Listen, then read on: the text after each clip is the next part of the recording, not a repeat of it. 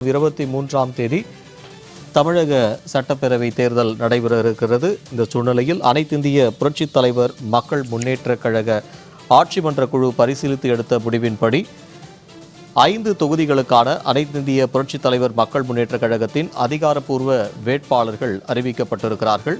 அதன்படி உசிலம்பட்டி தொகுதியில் திரு B. Ayyappan BCom அவர்கள் முன்னாள் சட்டமன்ற உறுப்பினர் உசிலம்பட்டி தொகுதியில் வேட்பாளராக நிறுத்தப்பட்டிருக்கிறார்.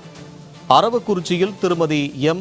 ஆசியா பேகம் டிஃபார்ம் முன்னாள் ஊராட்சி ஒன்றிய குழு உறுப்பினர் வேட்பாளராக புரட்சித்தாய் சின்னம்மா அவர்களால் அறிவிக்கப்பட்டிருக்கிறார். ஆம்பூர் தொகுதியில் திரு க. ஹாரூன் ரஷீத் படு அவர்களும், அம்பாசமுத்திரம் தொகுதியில் திரு வி. சங்கர சுப்பிரமணியன் வேல்சாமி அவர்களும், ஆண்டிப்பட்டி தொகுதியில் திரு எஸ். செல்லப்பாண்டியன் அவர்களும் அனைத்திந்திய புரட்சித் தலைவர் மக்கள் முன்னேற்றக் கழகத்தின் அதிகாரப்பூர்வ வேட்பாளர்களாக அறிவிக்கப்பட்டிருக்கிறார்கள். அண்மை செய்தியாக பார்த்து வருகிறோம்.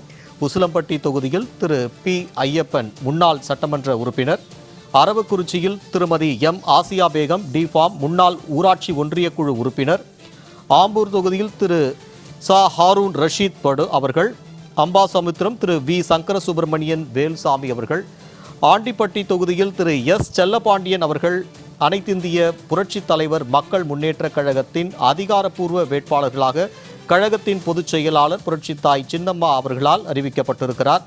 ஏற்கனவே 2 கட்ட வேட்பாளர் பட்டியல் வெளியான நிலையில் தற்போது 3வது கட்ட வேட்பாளர் பட்டியல் வெளியிடப்பட்டிருக்கிறது.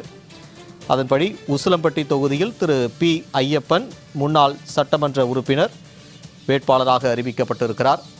அரவக்குறிச்சியில் திருமதி எம். ஆசியா பேகம் முன்னாள் ஊராட்சி ஒன்றிய குழு உறுப்பினர், ஆம்பூர் தொகுதியில் திரு ச. ஹாரூன் ரஷீத் படு அவர்கள் வேட்பாளராக அறிவிக்கப்பட்டிருக்கிறார்.